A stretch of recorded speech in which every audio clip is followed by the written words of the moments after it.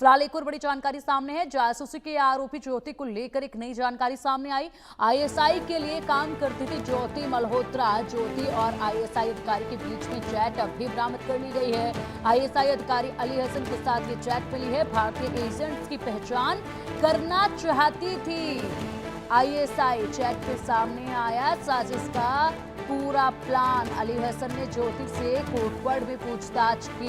अब देखिए, बड़े खुलासे लगातार इसमें साबित हो रहे हैं। एक के बाद एक जो खुलासे हो रहे हैं, उसमें हैरानी वाली बात यह है कि आईएसआई अधिकारी के बीच में जो चैट बरामद की गई है, उसको डिलीट करने की कोशिश की गई, लेकिन एक कोड लैंग्वेज में जो है वो बातचीत की जा रही थी। यानी कि बहुत सी ऐसी कोड लैंग्वेज रही होंगी जिनके जरिए चैट में तमाम जानकारियां साझा ज्योति के द्वारा की जाती रही होगी।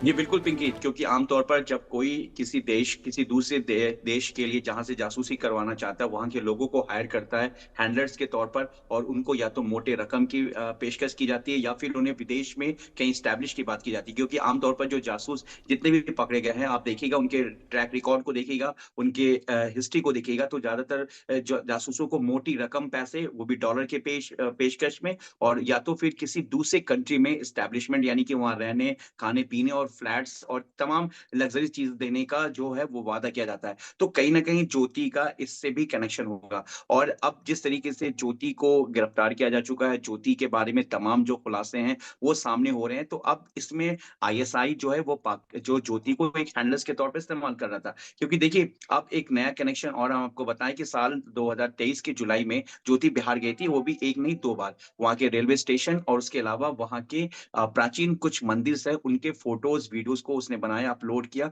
अपलोड करने के बाद फिर उसे डिलीट कर दिया। तो एक चीज और स्पेकुलेशन किया जा रहा है एजेंसीज की तरफ से, सूत्र के हवाले से अगर हम बताएं, तो ये जानने की कोशिश की जा रही है कि क्या ज्योति जिस तरीके से एक बार नहीं, दो बार नहीं, तीन बार पाकिस्तान गई, पाकिस्तान आने के दरमियान बाद उसने अपने चैट में ये लिखा कि किस तरीके का पाकिस्तान का एनवायरमेंट था, किस तरीके से पाकिस्तान के लोग बेहद प्यार कर रहे थे।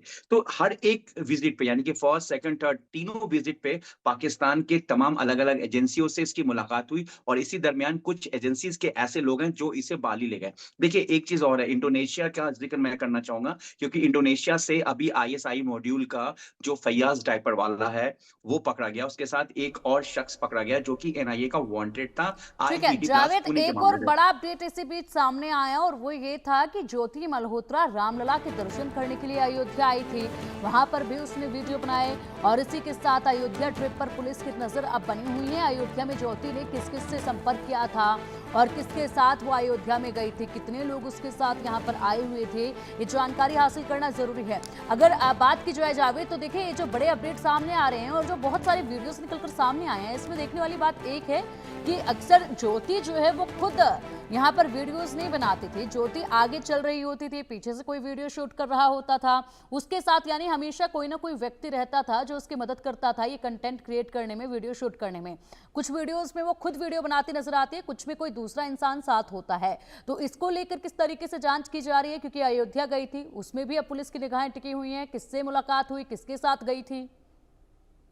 देखिए पिंकी, जब आप एक इन्फ्लुएंसर हैं और किसी लोकेशन पे आप जाती हैं, देश के किसी भी लोकेशन पे या कोई सेंसिटिव संवेदनशील लोकेशन, अगर आप वीडियो वहां बनाने की अगर मान लीजिए परमिशन मिल भी जाता है, तो सबका एक नॉर्म्स होता है। यहाँ पर जो ज्योति ने जो वीडियोस बनाया, वो रामलला दर्शन के दौरान जो राम मंदिर का जो वीडियो बनाया, उसमें सिक्योरिटी पॉइंट को भी कहीं ना कहीं उसने दिखाया है। सिर्फ मंदिर के अलावा उसने हर चीजों को दिखाया, जो एक वीडियो के तौर पर पाकिस्तान के लिए बहुत ही सपोर्टिव और बहुत ही इंपॉर्टेंट रहा। क्योंकि पाकिस्तान के जरिए ये समझना बहुत आसान होगा कि अगर हम राम लल्ला दर्शन पे अगर मान लीजिए कि अगर टेरर मॉड्यूल के हिसाब से बात करें, तो वो ये चीजों को एग्जीक्यूट कर सकते हैं कि कहाँ कहाँ पे राम मंदिर पे किस तरह से एग्जिट पॉइंट है। क्योंकि देखिए, हर चीज सैटेलाइट से या हर चीज जो है ड्रॉ से या नक्शे के आधार पे नहीं किया जा सकता है। बाकायदा अब एक वीडियो के तौर पर एजेंसीज को मिल रही है सारी चीजें कि अंदर का लोकेशन कैसा दिखता है, कहाँ पे क्या चीजें हैं, उसको फिर अपने तरीके से वाइट तरीके से जो पाकिस्तान उसको डेवलप करेगा।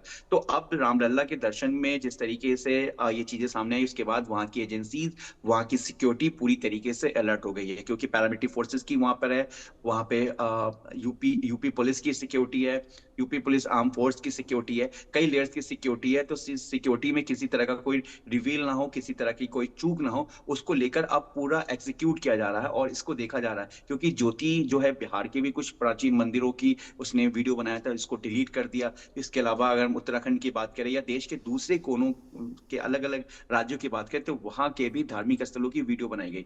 अब ये महज एक वीडियो बनाने का तरीका था, दिखाने का तरीका था, या फिर इसके पीछे कोई और मकसद है जो कहीं ना कहीं एक मैसेज के तौर पर, वीडियो के तौर पर एक कन्वे करने का तरीका है। देखिए पिंकी, एक चीज और समझने की बात है, अगर हम जासूसी एंगल्स या इन्वेस्टिगेशन के तौर तरीके से अगर हम समझना चाहें, ज्योति जो हिल स्टेशन पे या जो साउथ के इलाके राज्यों में जब जहां गई ज्योति, वहां पर जो वीडियो बनाया गया और जो इस तरीके से रामलला दर्शन के दौरान प्राण प्रतिष्ठा के वक्त का जो वीडियो है, या फिर जो बिहार के भागलपुर के पास जो प्राचीन मंदिर है उसका वीडियो बनाया गया, तो उन सब वीडियो के बनाने के तरीके में और बाकी वीडियो के बनाने के तरीके में थोड़ा सा फर्क है। देखिए, आप मंदिर में जब या किसी धार्मिक स्थल में जाएंगे तो आप उसके द्वार को दिखाएंगे कि कितना खूबसूरत बना हुआ है, मंदिर का स्ट्रक्चर कैसा है, किस तरीके से प्राण प्रतिष्ठा के बाद लोग आ रहे हैं, मंदिर का हम्म। कितनी भीड़ है, क्या है। लेकिन आप बाकी चीजों को नहीं दिखाएंगे, क्योंकि देखिए जो जो चीजें टारगेट पे रहता है, आतंकी हमले की नजर से देखें तो उन चीजों को दिखाया नहीं जा सकता है। कई बार रिपोर्टिंग के दौरान भी ऐसा होता है पिंकी,